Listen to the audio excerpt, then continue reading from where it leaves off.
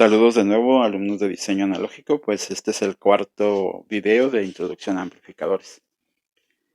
Nos habíamos quedado en esto, teníamos un circuito con transistor, en este caso con un transistor bipolar, que fue el primer tipo de transistor que se fabricó comercialmente.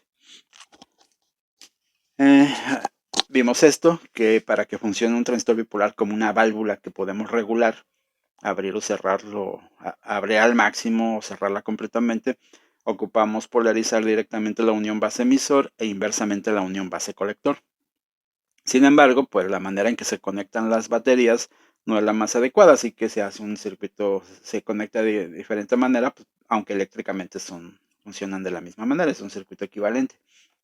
Pusimos la batería BCB del otro lado, va a operar de la misma manera, pero ahora pues como está conectada entre colector y emisor, pues es la batería BCE. Y bueno, hasta ahí llegamos. Una de las fuentes polariza directamente la unión base emisor y la otra fuente, la BCE, polariza inversamente la unión base colector. Aunque no parezca, pero esto está haciendo. Ahora, aquí hay un detalle relevante. Lo que vamos a hacer o lo que va a hacer esta fuente es introducir corriente de base. La corriente de base va a depender de de las características del transistor, de qué material está fabricado y cómo está fabricado, y principalmente de qué magnitud es esta fuente. Entre más voltaje tenga, pues más corriente de base va a ingresar. Más rompe la barrera de potencial que está aquí y más corriente ingresa. Y esa corriente de base multiplicada por la constante de ganancia que se llama beta en los transistores, pues creará la corriente de colector, que es un valor mucho más grande. Las dos se sumarán y aquí habrá una corriente de emisor. Y les decía, tiene un pequeño inconveniente, un gran inconveniente. Las uniones semiconductoras pues depende del material que se utilizó y cómo se fabricó, pero ocupan voltajes relativamente bajos. Por ejemplo, si fuera esto de silicio, ocupa aquí alrededor de 0.7 volts, no es lo típico, es menos de hecho de 0.7. Quiere decir que esta fuente pues tendría que ser de ese valor, un valor preciso para lograr la corriente que uno desee. Si fuera uno de germanio, sabemos que ocupa alrededor de 0.3, entonces tendría que ser un voltaje alrededor de 0.3 aquí para una corriente en particular. Si fuera un transistor con uniones Schottky, que son uniones metal semiconductor rectificantes, pues implicaría voltajes de alrededor de 0.2 volts. Entonces esta fuente tendría que ser una fuente muy pequeñita. Y eso complica un poco porque implica fuentes muy pequeñas, a lo mejor fuentes muy grandes, pero es necesario pues para lograr esta corriente. Entonces hay otras maneras de realizarse. Una de ellas es usando fuentes de corriente. Yo pongo una fuente de corriente acá del valor que yo ocupo, del que yo necesite dependiendo de la beta de este transistor y logro abrir la llave al valor que yo desee. Pero hacer una fuente de corriente, las fuentes de corriente no son naturales. Entonces implica otro circuito hasta más complicado a lo mejor que de lo que es ¿no? Hacer una fuente de corriente. Son muy útiles, pero no se encuentran de manera natural, hay que fabricarlas. Entonces una manera de solucionar el problema es agregando otro componente aquí. Aquí lo voy a agregar. Este componente, el componente más sencillo de los circuitos, que se llama resistencia. Como la coloqué aquí a la base, conectada a la base, pues lo voy a llamar resistencia de base. ¿Para qué fue esa resistencia? Bueno, pues implica que ahora puedo usar voltajes mucho mayores. Podría inclusive tener aquí 100 volts. Dejar que aquí se caigan los 99.3 volts si esto fuera de silicio y dejar que aquí se queden los 0.7 volts. Entonces eso me ayuda mucho. Inclusive si ocupo cambiar esta corriente, pues modifico o pongo un potenciómetro aquí y puedo cambiar la corriente que está ingresando al transistor y entonces puedo abrir y cerrar la válvula al punto que yo desee. Entonces es muy útil no ponerlo directamente, sino ponerlo a través de una resistencia. Ahora, sin embargo, pues este voltaje base emisor pues ya no está conectado entre base y emisor. Esta fuente ya no está aplicándose directamente a las terminales, entonces hay que cambiarle de nombre, porque el voltaje base emisor seguirá siendo el que está por acá. Voltaje, voy a poner así, base emisor. Y hay una convención. Se dice que la nomenclatura que se utilizó, pues simplemente se quitó la segunda letra y se repitió la primera. Eso fue una convención que se siguieron en los primeros desarrollos usando transistores.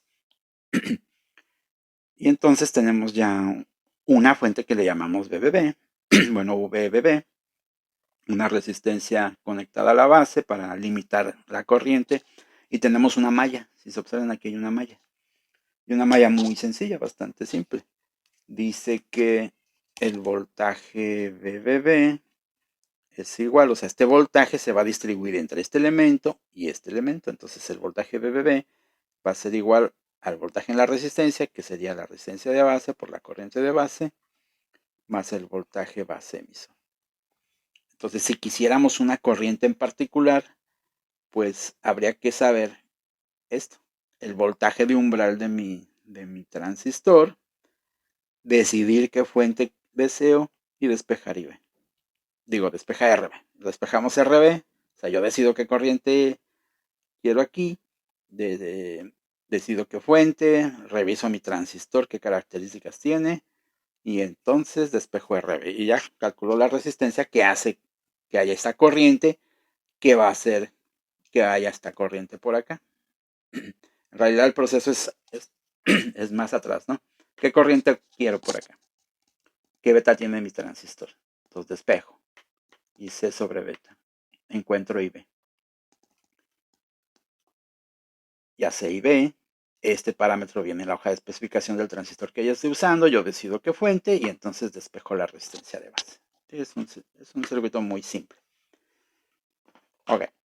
Ahora, entonces coloqué una resistencia RB. Esta es la llave.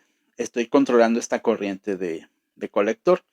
Esa corriente de colector es la... Porque me estoy adelantando un poquito. ¿Cuál es la idea? ¿Por qué poner abrir la llave a cierto nivel? Ah, bueno, pues porque queremos usarlo como amplificador. ¿Y eso qué implica? Que vas a meter otra señal. Vas a meter otra señal aquí, pequeña, que se está sumando, porque están en serie, las fuentes de voltaje en serie se suman, y entonces voy a tener, si tuviera un osciloscopio donde midiéramos esta corriente, voy a tener una corriente constante, que es esa IB. Vamos a pensar que está aquí así. Y luego una corriente de una señal pequeñita. Imaginen que es senoidal, es una corriente pequeñita. Como se están sumando, pues una queda encima de la otra. Tendría esta señal.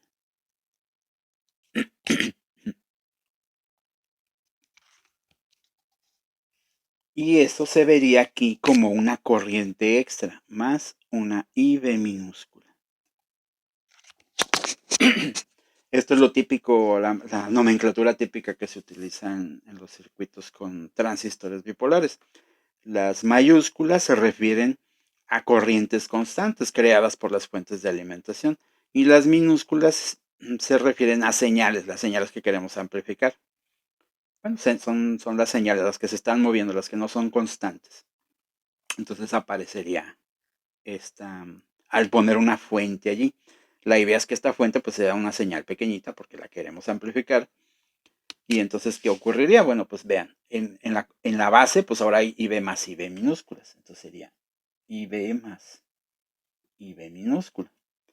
Y entonces, ¿qué pasaría? Pues beta por IB pues es la IC mayúscula, y beta por IB minúscula pues sería más una IC minúscula.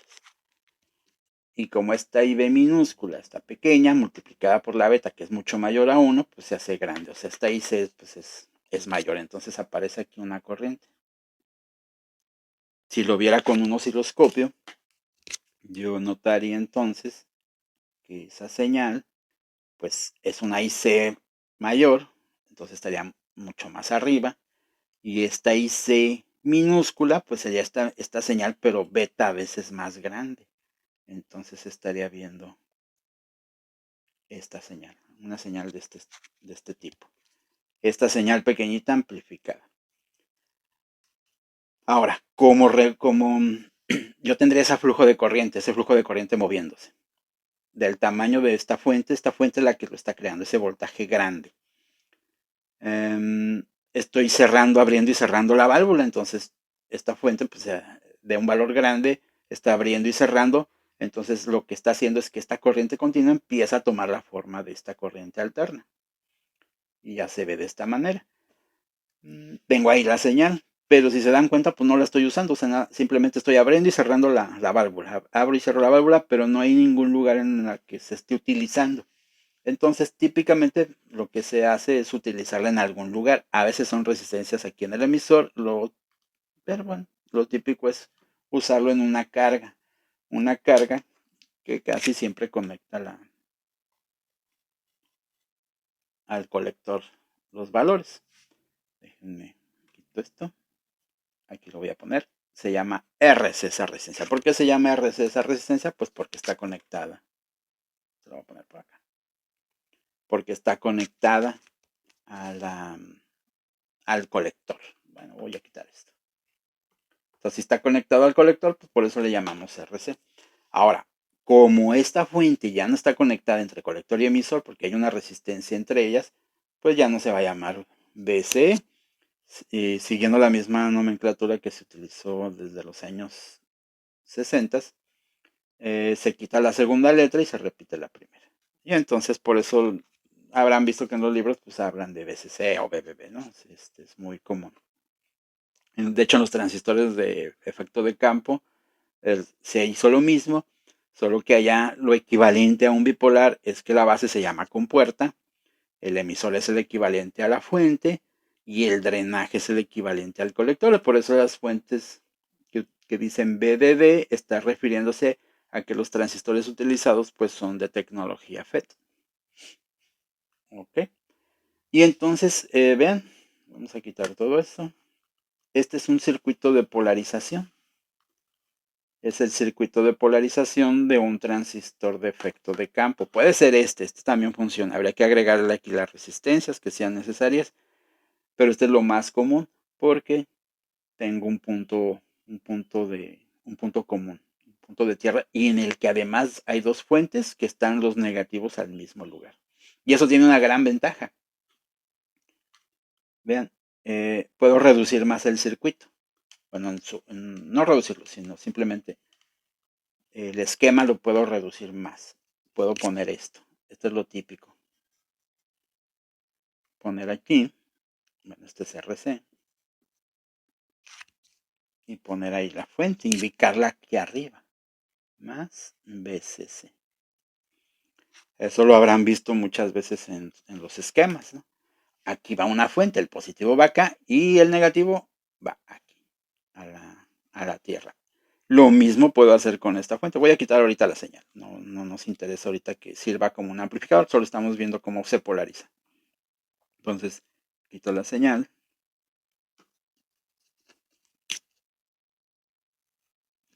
Y puedo hacer exactamente lo mismo.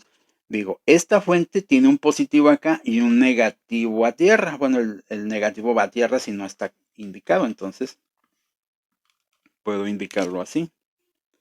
Aquí va el punto y aquí va más BBB. ¿Y dónde está el negativo? Ah, pues va a tierra, va al punto de tierra. Y entonces observen, aquí hay una gran posibilidad. ¿Qué tal que las dos fuentes son la misma? ¿Qué tal que imaginen que esta decido usar 5 volts? Vamos a pensar, utilizo 5 volts. Simplemente calculo la resistencia de base pues para que sea la corriente que yo necesito. Y acá se me ocurre usar también 5 volts. Y digo, ah, caray, pues si este es de 5 y aquella es de 5, pues entonces ¿para qué utilizo la misma fuente? Y sí, efectivamente. Entonces se puede reducir el circuito de polarización a simplemente poner una sola fuente que sea la que alimente las dos uniones del transistor. Esto se llamaría RB. Entonces, este es el típico circuito de polarización que pues también que conocen, ¿no? Es un circuito que utiliza una sola fuente de alimentación y esa única fuente de alimentación polariza directamente la unión base-emisor y polariza inversamente la unión base-colector. Entonces, por eso fue extremadamente útil el haber cambiado el punto de unión de las dos fuentes. Muy bien, hasta aquí lo voy a dejar.